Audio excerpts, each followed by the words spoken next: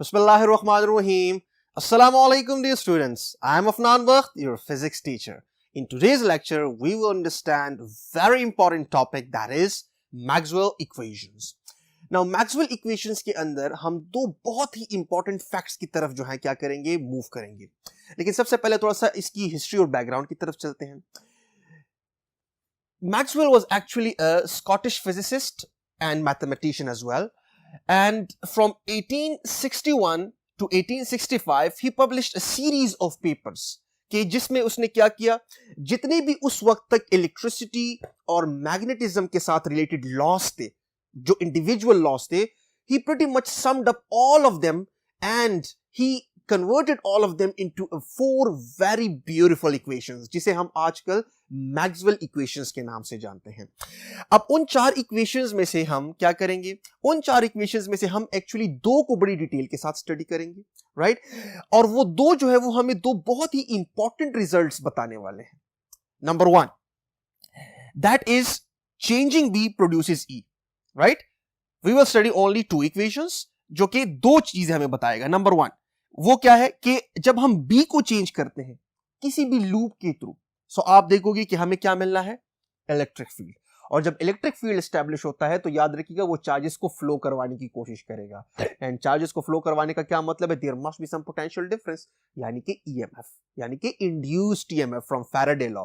सो याद रखिएगा this result actually gives us a Faraday law, लेकिन चूंकि हम थोड़ा सा डिफरेंट फॉर्म में इसको स्टडी करेंगे तो हम उसे कहेंगे Maxwell Faraday law, right? So let me write it over here. और Faraday Maxwell law you can call it, let me write it with the blue.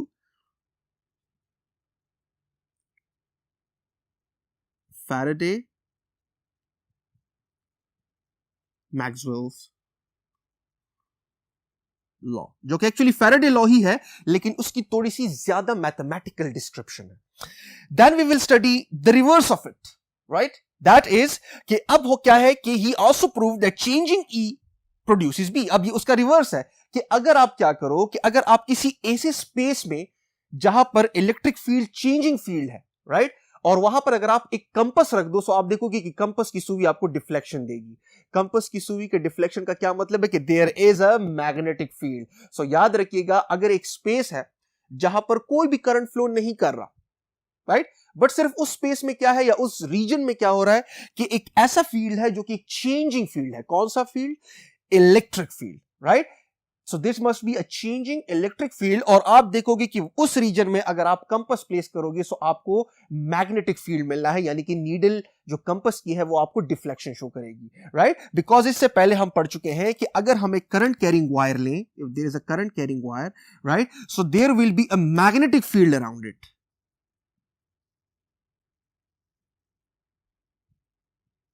Right, dear students?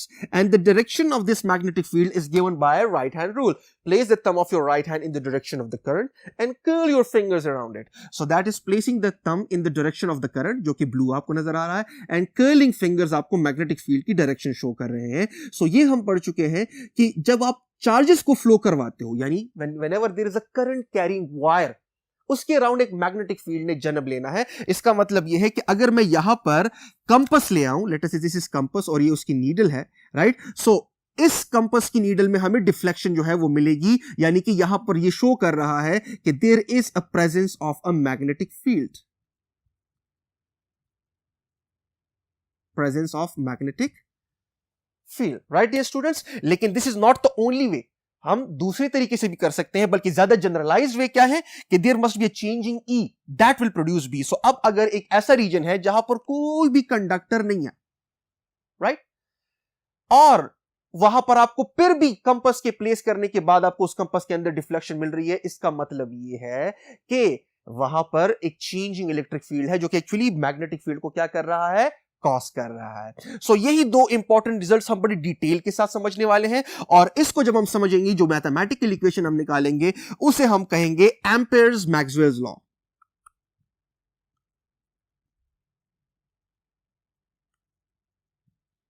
और I should say Ampere Maxwell equation, बल्कि equation का लिखना ज्यादा मुनासिब होगा, right? ठीक है dear students? So this one and this one, this two equations that we are going to study on our next board. So move करते हैं next board पर, जहां पर हम क्या पढ़ेंगे, changing B produces E. So let us move on to the next board. Now dear students, let us understand कि कैसे B को चेंज करने से हम इलेक्ट्रिक फील्ड प्रोड्यूस कर सकते हैं, जो कि क्या करेगा, चार्जेस को फ्लो करवाएगा. लेकिन before getting into the mathematics of it, थोड़ा सा हम प्रीवियस जो हमारे कॉन्सेप्ट है उसको थोड़ा सा रिवाइज कर लेते हैं, थोड़ा सा फ्लैशबैक में चलते हैं. Now dear students, you people know that अगर हमारे पास एक वायर हो, let us say this is a cross section of a wire, right, और इस वायर के अंदर आपके पास फ्री चार्जेस हैं, और वो फ्री चार्जेस जो है वो क्या कर रहे हैं, वो रैंडमली मूव कर रहे हैं, राइट. कोई पार्टिकल ऐसे मूव कर रहा है, कोई ऐसे मूव कर रहा है, right. So there is a random motion of the particles, right. लेकिन इन पार्टिकल्स का कोई नेट फ्लो नहीं है. सो जब नेट फ्लो नहीं है, so there is no net current. So आपके पास यहां पर करंट की वैल्यू क्या है, 0 है. ठीक है डियर स्टूडेंट्स. लेकिन जैसे ही मैं यहां पर इस साइड को कनेक्ट करता हूं to a positive terminal of the battery and इस साइड को कनेक्ट करता हूं to the negative terminal of the battery, so हमें पता है कि जब आप पॉजिटिव और नेगेटिव को करीब लाते हो या पॉजिटिव और नेगेटिव कनेक्ट करते हो through anything, there will be a medium. फिलहाल मीडियम क्या है, कंडक्टर है. सो आप देखोगे कि यहां पर दरमियान में एक फील्ड एस्टैब्लिश होगा through the conductor, right. There will be a field and the direction of the field will be like this, from positive to negative, right dear students. और आपको पता है जब आप चार्ज पार्टिकल को इलेक्ट्रिक फील्ड के अंदर प्लेस करते हो तो उसने मोशन करनी है, राइट. अब अगर वो चार्ज पार्टिकल जिसको आप यहां पर कंसीडर कर रहे हो वो अगर पॉजिटिव है, सो पॉजिटिव चार्ज ने मूव करना है from left to right, right dear students. और अगर यहां पर मैं एक नेगेटिव चार्जेस को कंसीडर करूं, सो नेगेटिव चार्जेस ने मूव करना है against the field from negative to positive. चले मैं लेट अस से यहां पर नेगेटिव चार्जेस को इमेजिन कर लेता हूं. सो जब मैं नेगेटिव चार्जेस इमेजिन करूंगा, सो आप देखोगे कि वो जो नेट फ्लो नहीं हुआ करता था, जब आपने यहां पर कोई भी पोटेंशियल डिफरेंस अप्लाई नहीं किया था, वो नेट फ्लो जो है वो अब होगा और चार्जेस जो हैं वो एक खास डायरेक्शन में मूव करने लग जाएंगे, resulting in the net flow, यानी कि resulting in the creation of a electric current. अब यहां पर हमें पता है कि जब आपके पास करंट होता है, so that current is actually directly proportional to some EMF, right. अगर हम ओम्स लॉ को रिकॉल करें, सो चार्जेस की फ्लो एक्चुअली डायरेक्टली रिलेट करती है ईएमएफ पर. ईएमएफ ना हो तो आपके पास करंट की फ्लो पॉसिबल नहीं है. इसका मतलब यह है कि यहां पर अगर करंट की फ्लो पॉसिबल है तो आपने क्या किया है, आपने पोटेंशियल डिफरेंस अप्लाई किया है, right. There is a potential difference, और पोटेंशियल डिफरेंस को फिर कौन जो है सस्टेन करवाता है बैटरी में, पोटेंशियल डिफरेंस को सस्टेन करने वाला जो हमारे पास बंदा है वो है ईएमएफ. ठीक है dear students, electromotive force. If you can recall the concepts of chapter number 12 that is current electricity. So dear students, इसका मतलब यह है कि यहां पर इलेक्ट्रिक फील्ड जब एस्टैब्लिश हुआ, इस कंडक्टर के थ्रू इलेक्ट्रिक फील्ड एस्टैब्लिश होने का क्या मतलब है कि आपने पोटेंशियल डिफरेंस अप्लाई किया हुआ है. पोटेंशियल डिफरेंस की वजह से there is a flow of charge, मतलब करंट. और पोटेंशियल डिफरेंस तब होगा जब आपके पास कोई ईएमएफ हो, बिकॉज पोटेंशियल डिफरेंस को सस्टेन रखने वाला जो एंटिटी है वो है EMF, electromotive force. So that is something that we studied in chapter number 12. अब यहां पर ईएमएफ जो है वो दो तरीकों का हो सकता है, एक बैटरी से या सोर्स से, और दूसरा हम ईएमएफ क्रिएट कर सकते हैं by what, by changing a magnetic flux, right dear students, from the Faraday law of electromagnetic induction.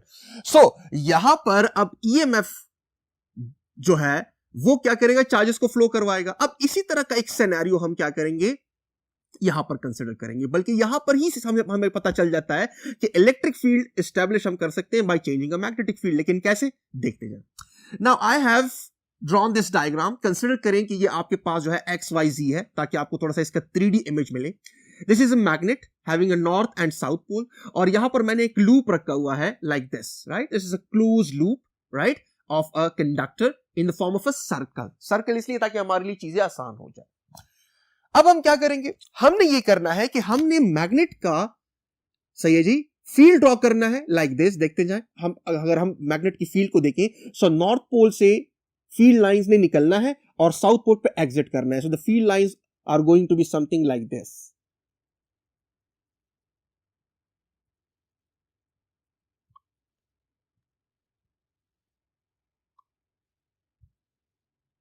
Right? और यहां पर चूंकि ये साउथ पोल है तो यहां पर एग्जिट करेंगे.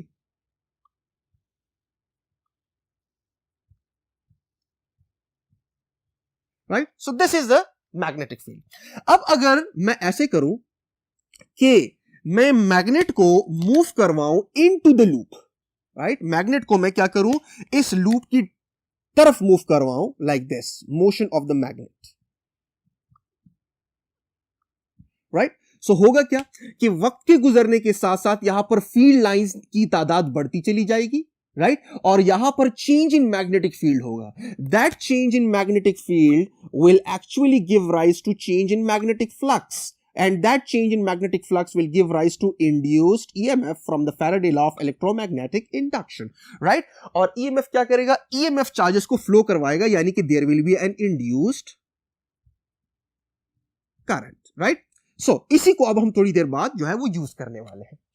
Now we know कि यहां पर आपके पास करंट ने एस्टैब्लिश होना है, and then from Faraday law हमें पता है कि उस करंट की डायरेक्शन कुछ ऐसी होनी है कि उस करंट की वजह से पैदा होने वाला मैग्नेटिक फील्ड क्या करेगा, इस मैग्नेट की तरफ से आने वाला जो चेंज है मैग्नेटिक फ्लक्स के अंदर, उस चेंज इन मैग्नेटिक फ्लक्स को अपोज करेगा. अब right now the change of magnetic flux is of positive nature, because हम इसको करीब ला रहे हैं. सो जब करीब ला रहे हैं तो फील्ड लाइंस बढ़ रही हैं, और जब फील्ड लाइंस बढ़ती हैं so there is a positive rate of change of flux, और इस इंड्यूस करंट की वजह से अपना एक मैग्नेटिक फील्ड होगा, right, let me call that B dash, right, ताकि आप इसके साथ कंफ्यूज ना कर जाओ, और ये हमेशा ऐसी डायरेक्शन में होगा कि ये अपोज करे अपने ही किस चीज को, कॉस को. अब यहां पर कॉस क्या है, फ्लक्स के अंदर या मैग्नेटिक फील्ड के अंदर ज्यादती, राइट, और ज्यादती को अपोज करने का क्या मतलब है कि आप उसे कम करवाओ. अब कम तो तब ही होगा ना जब यहां पर लाइक पोल्स एक दूसरे के सामने आ जाएंगे.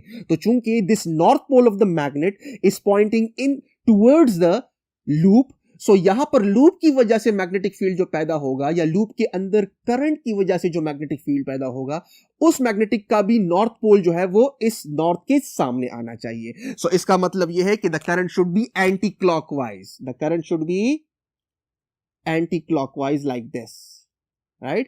Because जब anti-clockwise करंट होगा, सो आप देखोगे कि इस लूप का जो इनसाइड रीजन है उससे जो फील्ड लाइंस निकलेंगी वो एक्चुअली इस तरफ होंगी, यानी कि इस ब्लू फील्ड लाइंस को जो कि इसकी लाइंस को रिप्रेजेंट कर रहा है उसको अपोज करेंगी. सो let me draw that lines with the red, इसकी जो मैग्नेटिक फील्ड की लाइंस है. सो आप देखोगे कि वो फील्ड लाइंस जो है वो ऐसी होंगी,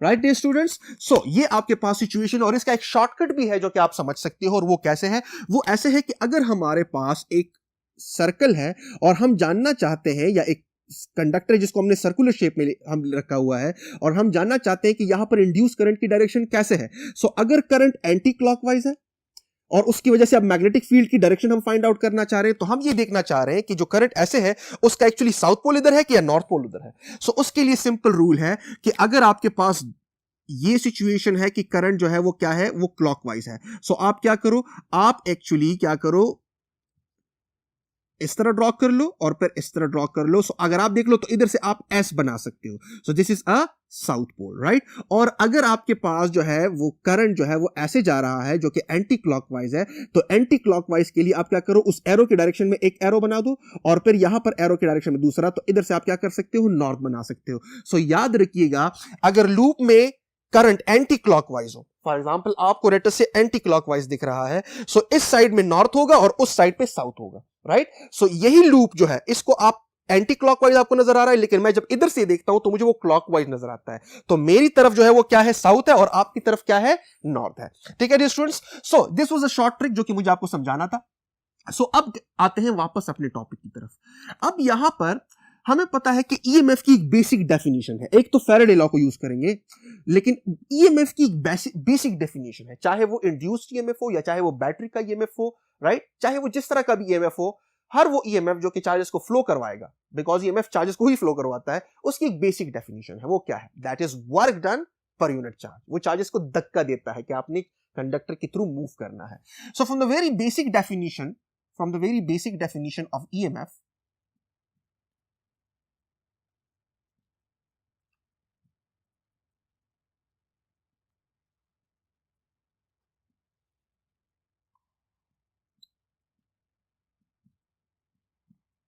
we know that EMF is actually equal to work done per unit charge.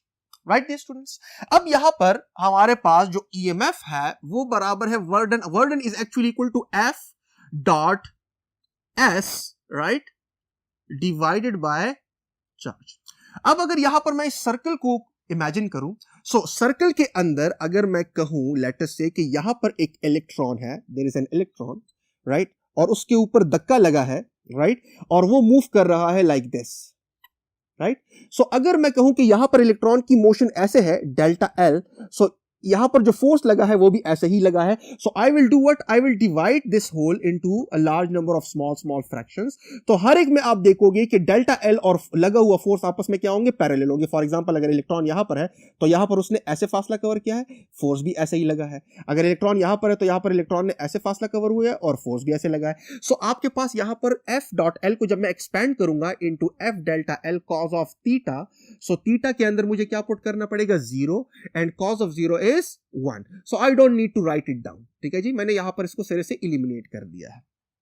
Right now अब अगर आप देख लो, सो F into delta L, where delta L is a small element of this loop, और delta L को as a whole जब हम sum up करेंगे तो हमें इस पूरे सर्कल का क्या मिल जाएगा, circumference मिल जाएगा, जो कि length of the circle है. Let us see electron all the way in, यहां से लेकर यहां तक आ गया, राइट. सो कितना फासला इसने कवर किया, that is equal to the length of the circle, यानी कि सर्कमफेरेंस, राइट. सो ये यहां से हमने क्लियर कर लिया. अब यहां पर हमने क्या करना है, एक चीज जो है समझनी है, वो क्या है कि that is F is actually an electric force, और इलेक्ट्रिक फोर्स जो है वो हमें पता है it is actually F divided by Q. Q को इधर मल्टीप्लाई करें तो आपके पास ये आ जाएगा, राइट. सो मैं यहां पर F को रिप्रेजेंट कर लेता हूं Q इंटू E से, राइट. और delta L is actually the summation. So electron अगर पूरा का पूरा यहां से यहां तक आया है, सो हम सम अप करेंगे इस पूरे डेल्टा एल्स को. सो जब हम सम अप करेंगे इन पूरे डेल्टा एल्स को, so it will be actually equal to 2 pi R. Let me write it over here कि the summation of all the delta Ls where I run from 1 to n will be equal to the circumference of the circle, right. Circumference means कि circle के एक point से आप move करो और वापस उसी पॉइंट तक आ जाओ, तो आपने कितना फासला कवर किया है, that is actually equal to 2 pi R. Now if you can see Q और Q कट जाते हैं और आपके पास EMF रह गया E into 2 pi r, which is actually circumference, जो length of the circle है. Let me call it equation number 1.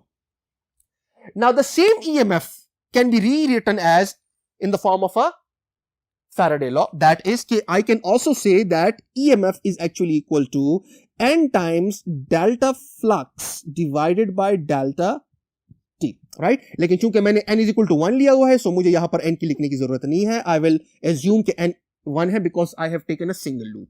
So यहां पर अगर आप देख लो,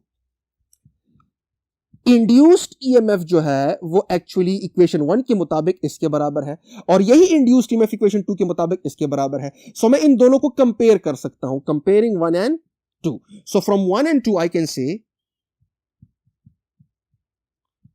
from equation 1 and 2 we get that ये वाला इसके बराबर हो जाएगा. So it will be E into 2 pi r is equal to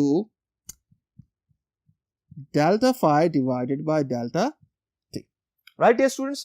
अब यहां पर जब मैं 2 pi r लेता हूं, इसका मतलब यह है कि मैंने इलेक्ट्रिक फील्ड को, राइट, इलेक्ट्रिक फील्ड को, let me draw it over here again, मैंने क्या कर दिया है, मैंने इलेक्ट्रिक फील्ड को इन पूरे लेंस के थ्रू क्या कर दिया है, सम अप कर दिया है.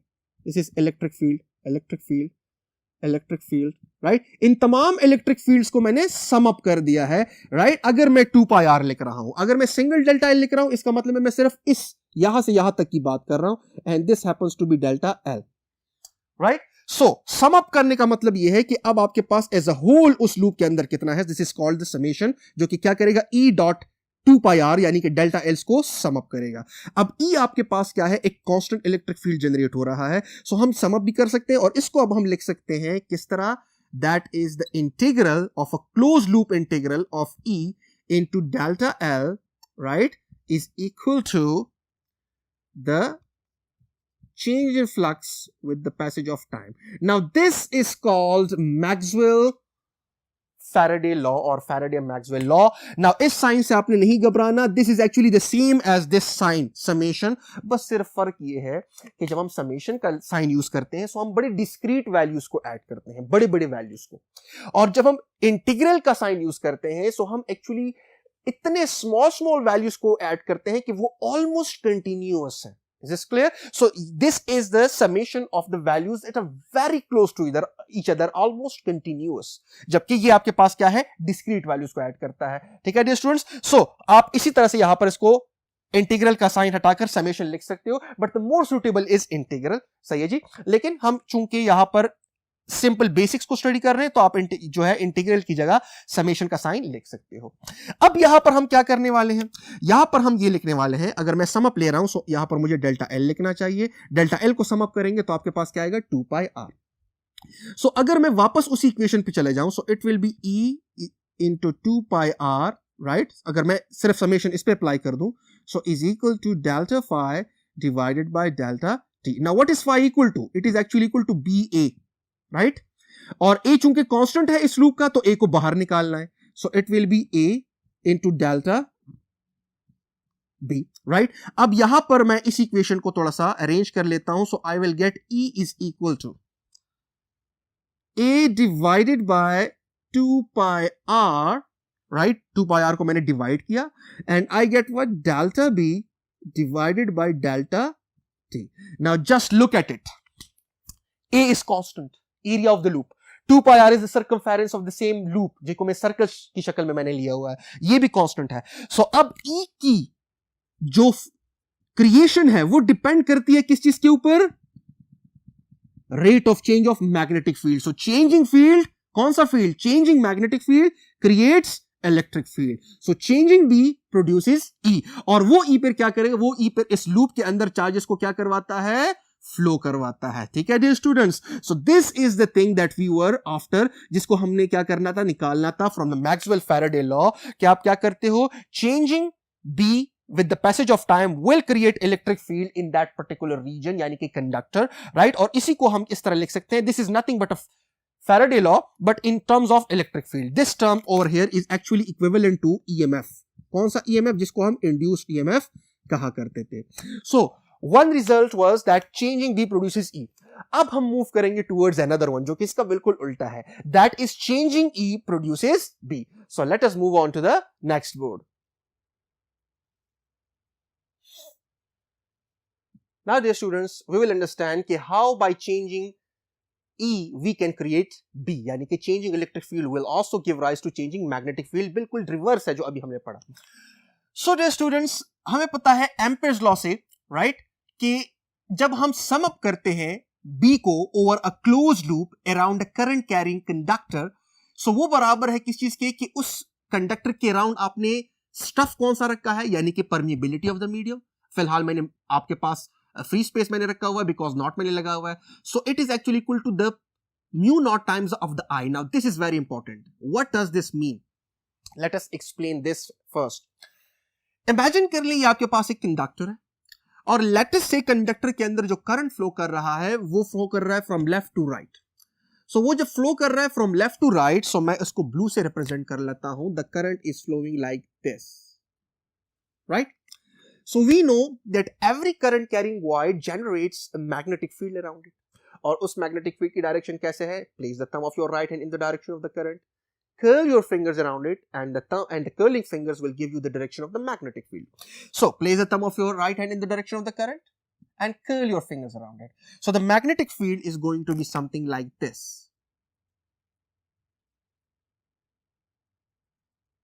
Right? Take away, dear students, like this, right? उधर से आ रहा है और इधर जो है वो इंटर हो रहा है, right? सो यहां पर मैं लिख सकता हूं कि ये डॉट है, मतलब यहां से फील्ड लाइन आपकी तरफ है और यहां पर आपके पास उस तरफ जा रही है, तो ये आपके पास यहां पर क्रॉस है, ताकि आपको इसकी 3D विजुअलाइजेशन करने में आसानी हो।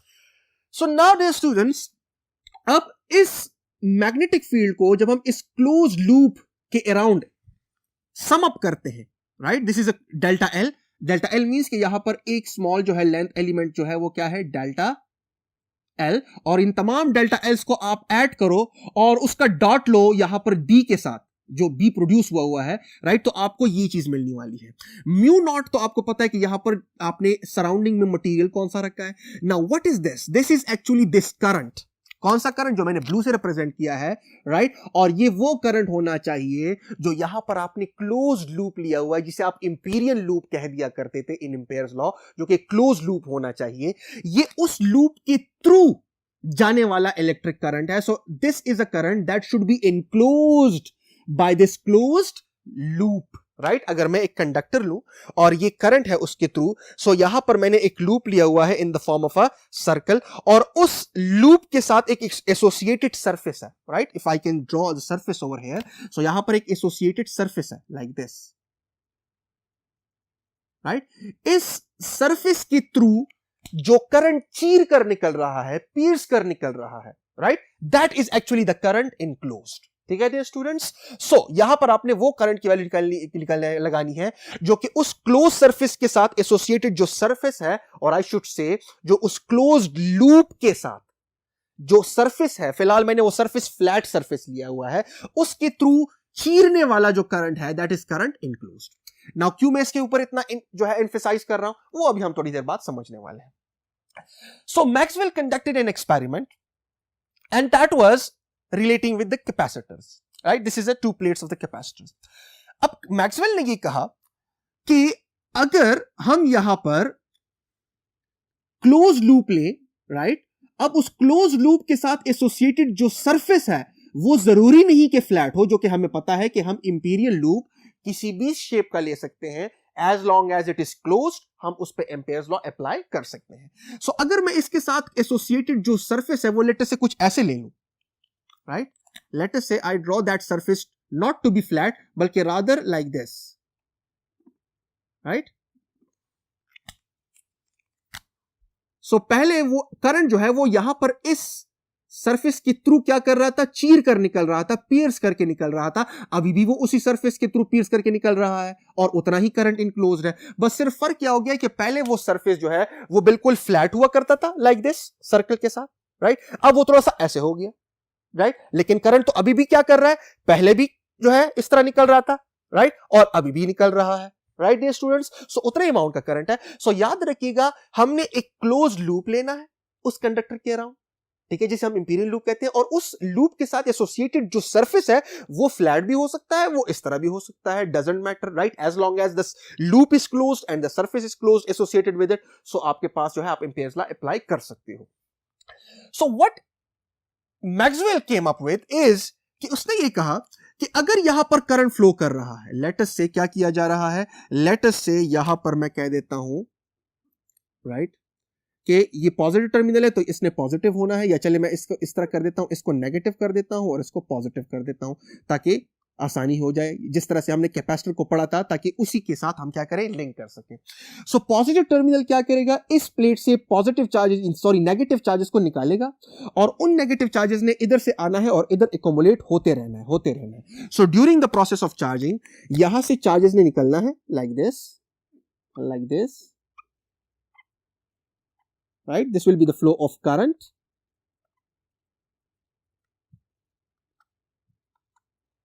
right, और यहां पर नेगेटिव चार्जेस ने आना है। सो ये प्लेट पॉजिटिव से पॉजिटिव होता जाएगा और ये प्लेट नेगेटिव से नेगेटिव होता चला जाएगा, राइट डियर स्टूडेंट्स। अब यहां पर अगर मैं ये करंट कैरिंग वायर लूं जो कि एग्जैक्टली उसी तरह से है, और इसके अराउंड किसी पॉइंट पर मैं मैग्नेटिक फील्ड मालूम करना चाहूं, late us say this is the point, सो जाहिर सी बात है इस पॉइंट को मैंने क्या करना होगा, इस पॉइंट को मैंने क्लोज्ड लूप के अंदर इनक्लोज करवाना होगा लाइक दिस, और लेट अस से वो यहां पर मैं सर्कल ले लेता हूं जिस तरह मैंने यहां पर लिया हुआ है। So this is the closed imperial loop, right, and this is the current piercing through it, यानी कि करंट इनक्लोज्ड। अब अगर यहां पर हम क्या कर ले, इस लूप के साथ जो एसोसिएटेड प्लेन सरफेस है उसको हम थोड़ा सा कर्व करके ले लें, तो तब भी एम्पेयर्स लॉ अप्लाई होना चाहिए, बिकॉज एम्पेयर्स लॉ तो आपको बताता है कि as long as the loop is close you can apply Ampere's law. लेकिन जब वो एक्सपेरिमेंट कंडक्ट कर रहा था तो यहां पर जो मैग्नेटिक फील्ड की वैल्यू आनी चाहिए, राइट, और इस लॉ से हम जो मैग्नेटिक फील्ड की वैल्यू निकालते हैं, that is B is equal to mu naught divided by 2 pi I divided by R, right. यहां पर आप डेल्टा एल की जगह 2 पाई आर पुट कर लो एज अ होल, राइट, तो 2 पाई आर नीचे आ जाएगा। सो मैग्नेटिक फील्ड की यहां से जो वैल्यू आई और वो जो प्रैक्टिकली मैग्नेटिक फील्ड की वैल्यू यहां पर कैलकुलेट करता था, वो आपस में मैच नहीं कर रही थी जब सर्किट में क्या लगा हुआ था, capacitor. So from here he said कि Ampere's law is incomplete, it is only applicable to a steady currents, not varying currents, because यहां पर जो करंट है वो एक वैरिइंग करंट है, बिकॉज कैपेसिटिव सर्किट में करंट हमेशा चेंजिंग करंट होता है। कैपेसिटर जब डिस्चार्ज होता है या चार्ज होता है, दोनों ही सिचुएशंस में यहां पर एक चेंजिंग करंट होता है। सो क्या यहां पर एम्पेयर्स लॉ एप्लीकेबल नहीं? क्या हम कर सकते हैं एम्पेयर्स लॉ अप्लाई यहां पर? बिल्कुल कर सकते हैं, but we have to modify it, and that modification was done by Maxwell. कैसे? What he did was that he imagined a closed loop, और उस लूप के साथ जो उसने सरफेस को एसोसिएट किया वो थोड़ा सा इस तरह कटोरे की शक्ल में, right, like this, not like this but like this. So कटोरे की शक्ल में उसने इमेजिन किया, और उसने ये किया कि आपके पास लेट अस से ये सरफेस ऐसे है, right, now still it is a close surface, right, लेकिन उस सरफेस को वो उस दो प्लेट्स ऑफ कैपेसिटर के दरमियान ले गया, राइट, एंड ही सेड कि यहां पर दो तरीकों के करंट्स हैं, दो तरह करंट्स हैं। So he rewrote this equation like this, that it will be b into delta L and integral या sum over all the loop is equal to mu naught times of the I total, right, and I total is actually consisting of two currents, एक तो ये enclosed current, एक तो आपके पास यहां पर जो चार्जेस फ्लो कर रहे हैं ना, राइट, दिस, ये जो आपके पास है, राइट, लेकिन यहां पर तो कोई चार्ज फ्लो नहीं कर रहा, यहां पर तो आपके पास कोई करंट इस सरफेस के थ्रू pierce ही नहीं कर रहा, राइट, तो यहां पर कौन सा करंट है? यहां पर एक करंट जन्म लेता है जिसे हम कहते हैं कंडक्शन करंट की बजाय क्या कहते हैं? Displacement current. So I total will be equal to I conduction, जो कि ये वाला करंट है, जो कि एक्चुअल फ्लो ऑफ चार्जेस की वजह से है, and there is another very strange type of current जिसके हम कहेंगे डिस्प्लेसमेंट करंट, जो कि अभी हम समझने वाले हैं।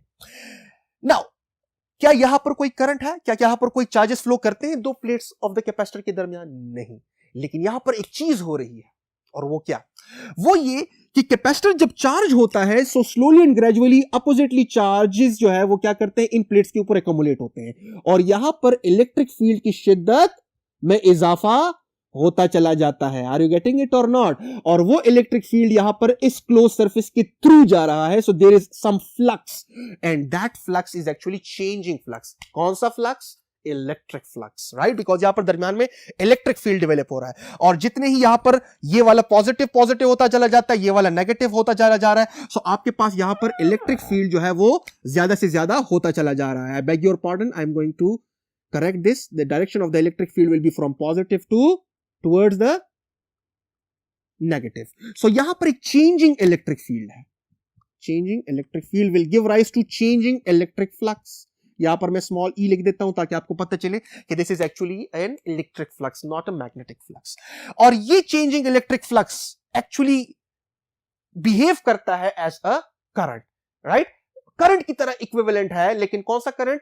Displacement current, not a conduction current, not by the actual flow of the charges. अब हम यही डेवलप करने लगे हैं कि what will be the equation for the displacement current, और वो यहां पर हम पुट करेंगे और एम्पेयर्स लॉ जो है वो कंप्लीट हो जाएगा। सो डिस्प्लेसमेंट करंट हम कैसे कर सकते हैं? Since we know there is a changing flux with the passage of time, let me call it equation number 1, because इसके अंदर हम पर ये पुट करने लगे हैं। So since we have that changing electric flux with the passage of time will be equal to change, हम apply करेंगे E और A के ऊपर, और cos थीटा मैं नहीं लिख रहा बिकॉज फिलहाल मैं एंगल 0 कंसिडर कर रहा हूं एरिया के दरमियान। अगर आप देख लो, सो ये जो एरिया है ये बिल्कुल फ्लैट मैंने कंसिडर किया हुआ, ठीक है स्टूडेंट्स। अब अगर यहां पर आप देख लो तो एरिया तो चेंज हो नहीं रहा, सो एरिया को बाहर निकालने, बिकॉज ये जो एरिया है यहां पर इस सरफेस का वो तो चेंज नहीं हो रहा, लेकिन इलेक्ट्रिक फील्ड जरूर चेंज हो रहा है, बिकॉज एक प्लेट के ऊपर पॉजिटिव होता जा रहा है और दूसरा प्लेट उतना ही नेगेटिव होता जा रहा है, सो राइज इन इलेक्ट्रिक फील्ड आ रहा है, राइट। सो हम ए को बाहर निकाल लेंगे, राइट। सो जब ए को बाहर निकालेंगे सो आपके पास ये सिचुएशन कुछ ऐसी हो जाएगी कि ए into delta E, right dear students? So I'm actually finding change in electric field with the passage of time. Now we know that the change in the electric field over here is actually equal to what? That is E is over here is actually equal to the surface charge density divided by epsilon naught. Right, from one of the applications of Gauss's law, हमें पता है, यहां पर मैं लिख देता हूं from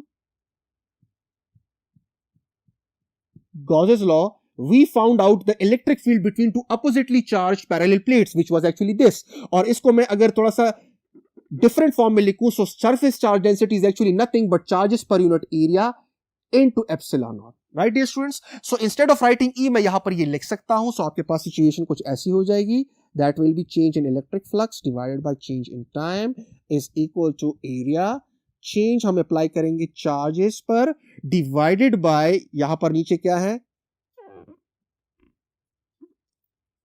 change into charge divided by A into epsilon naught divided by delta T, और इसी को मैं अगर थोड़ा सा रीअरेंज कर लूं सो मेरे पास ये कुछ ऐसे बन जाता है, A अपनी जगह पर, राइट। अच्छा, डेल्टा हम अब अप्लाई करने लगे हैं किस चीज के ऊपर, ओनली चार्ज के ऊपर with the passage of time, और ए और एप्सिलॉन को हम क्या कर लेंगे, बाहर निकाल लेंगे, so A into epsilon naught. Now why, वो इसलिए बिकॉज प्लेट्स के ऊपर चार्जेस की मिकदार में तब्दीली आती जा रही है with the passage of time, लेकिन प्लेट्स के दरमियान जो आपने मीडियम भरा है वो वही है एप्सिलॉन नॉट, तो एप्सिलॉन नॉट के ऊपर मैं चेंज अप्लाई नहीं कर सकता, वो बाहर आ जाएगा, राइट। और प्लेट्स का जो एरिया है वो भी चेंज नहीं हो रहा, सो जब एरिया चेंज नहीं हो रहा तो उस एरिया को भी मैं क्या कर दूंगा, बाहर निकाल लाऊंगा। अगर मैं इसको थोड़ा सा डिफरेंट फॉर्म में लिख दूं ताकि आपके लिए आसानी हो जाए, so it will look something like this, कि एरिया यहां पर एक ऑलरेडी बाहर है, फिर delta divided by delta T, और as a whole it is actually Q divided by A into epsilon naught. So A into epsilon naught को मैं बाहर निकाल देता हूं, so change in electric flux with the passage of time is equal to area divided by A into epsilon not, और change मैंने apply कर दिया Q पे with the passage of time. Now this A and this A cancels out, and what is this? This is current, and this current is called a displacement current, right. और यहां पर epsilon not रह गया, इसको इधर multiply कर दे, so it will be epsilon naught into delta phi E divided by delta T, delta phi E is equal to this, epsilon naught को मैंने इधर मल्टीप्लाई कर दिया, this is called the displacement current, right. जो कि actually यहां पर कोई एक्चुअल मोशन ऑफ चार्जेस नहीं है between the plates of the capacitor, बल्कि ये जो चेंज इन इलेक्ट्रिक फ्लक्स है multiplied by the permittivity of the medium, right, या परमिटिविटी या डाइलेक्ट्रिक ऑफ द मीडियम जो कि दो प्लेट्स के दरमियान है।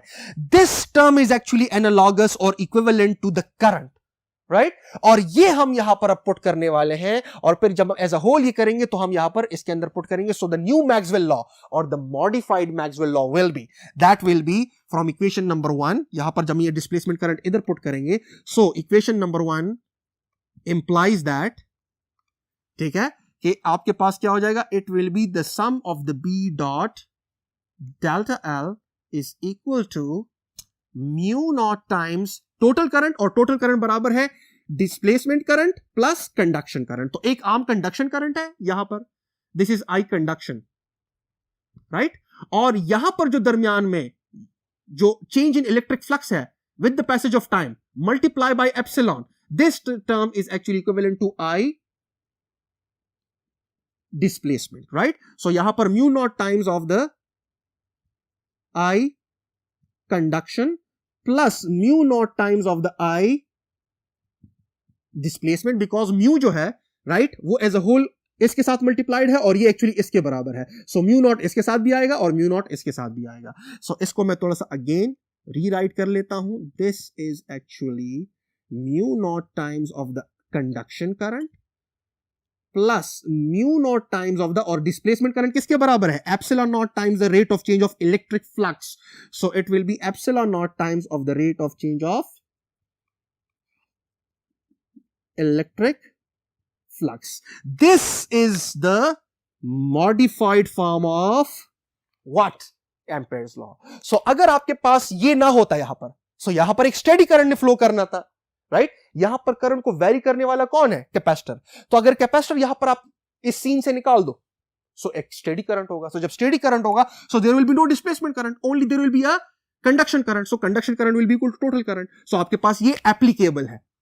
लेकिन कब, जब चेंजिंग करंट ना हो. लेकिन जब कैपेसिटर आप इंट्रोड्यूस करवा देते हो तो एक चेंजिंग करंट आ जाता है. और जब चेंजिंग करंट आ जाता है, सो अब आपके पास यहां पर दो तरह के करंट्स हैं. एक तो कंडक्शन करंट है, that is the flow of the real charge, right, जो कि यहां पर से है. और दूसरा यहां पर change of electric flux with the passage of time multiply by epsilon naught gives you another current, जो कि एक्चुअली करंट नहीं है लेकिन इक्विवेलेंट है to current, that is actually a displacement current. So वो हमने क्या कर दिया, यहां पर इंसर्ट कर दिया है, and that is actually the modification did by Maxwell in the Ampere's law. सही है. So this is the Ampere's law. So यहां पर आपके पास हो क्या रहा है, इसका मतलब यह है कि अगर मैं कैपेसिटर के दो प्लेट्स के दरमियान क्या रख दूं, कंपस रख दूं यहां पर. If this is, let us say if this is a compass, so आप देखोगे कि जैसे ही यहां पर चार्जेस एक्युमुलेट होंगे, right, so there will be a change in what, there will be a change in electric flux with the passage of time, and that change in electric flux with the passage of time will generate magnetic field, and आपको ये सुई जो है ये क्या करेगी, ये deflection show करवाएगी. ठीक है डियर स्टूडेंट्स. सो इसका मतलब ये है कि एक ऐसा स्पेस जहां पर इलेक्ट्रिक फील्ड चेंज हो, वहां पर मैग्नेटिक फील्ड जो है वो क्रिएट होगा. तो इस पॉइंट पे जो मैग्नेटिक फील्ड है वो सिर्फ इस करंट की वजह से नहीं होगा, बल्कि यहां पर जो डिस्प्लेसमेंट करंट है इसकी वजह से भी होगा. और जब मैक्सवेल ने ये चीज जो डिस्प्लेसमेंट करंट है वो यहां पर लगाई, सो जो रिजल्ट्स आ रहे थे और जो थ्योरेटिकल रिजल्ट्स आ रहे थे वो कंप्लीटली मैच कर गए with the experimental results. So dear students, आज के लेक्चर में हमने दो चीजें समझी बहुत important. Changing B produces E, right, that was Maxwell Faraday law, and changing E produces B, that is Ampere's Maxwell law. और Ampere's law यहां पर आप देख लो कि यहां पर एक MCQ अक्सर आ जाता है कि Maxwell modified which of the following law. सो उसके अंदर अगर एम्पेयर्स लॉ का ऑप्शन है तो आपने एम्पेयर्स लॉ को क्लिक करना है, because Ampere's law was actually incomplete. It was only for a steady current, यानी कि only for a conduction current. लेकिन उसके अंदर डिस्प्लेसमेंट करंट का भी यहां पर आना लाजिम है, बिकॉज अगर एक ऐसा स्पेस, आई एम रिपीटिंग, जिसके अंदर इलेक्ट्रिक फील्ड या फ्लक्स चेंज हो रहा है, वहां पर मैग्नेटिक फील्ड ने बनना है. और इसी के रिजल्ट से उसने स्पीड ऑफ लाइट को फिर कैलकुलेट किया. That was actually equal to C is equal to 1 divided by under the root mu naught into epsilon naught, which happens to be equal to 3 into 10 raised to power 8 meters per second. Because he said कि in any space, change in E produces B and change in B produces E. So light is nothing but oscillating electric and magnetic fields propagating through space, और एक दूसरे को बनाते जा रहे हैं, create करते जा रहे हैं, because change in one will produce another, and then change in another will produce the other one. So आपके पास क्या होगा कि if this is electric field, then the magnetic field will be like this. ठीक है जी. So ये आपके पास जो है ये speed of light है, जो कि उसने इन्हीं दो इक्वेशन से क्या किया, निकाला, right, with the very cool results. आपके पास पूरा का पूरा मैक्सवेल की 4 इक्वेशंस आते हैं, जो कि क्या करते हैं, पूरे इलेक्ट्रिसिटी और मैग्नेटिज्म को क्या कर देते हैं, निचोड़ पेश करते हैं या उनको सम अप कर देते हैं. सो डियर स्टूडेंट्स, आज के लेक्चर में हमने मैक्सवेल की इक्वेशंस को समझा. मिलते हैं नेक्स्ट लेक्चर में, तब तक के लिए अल्लाह हाफिज.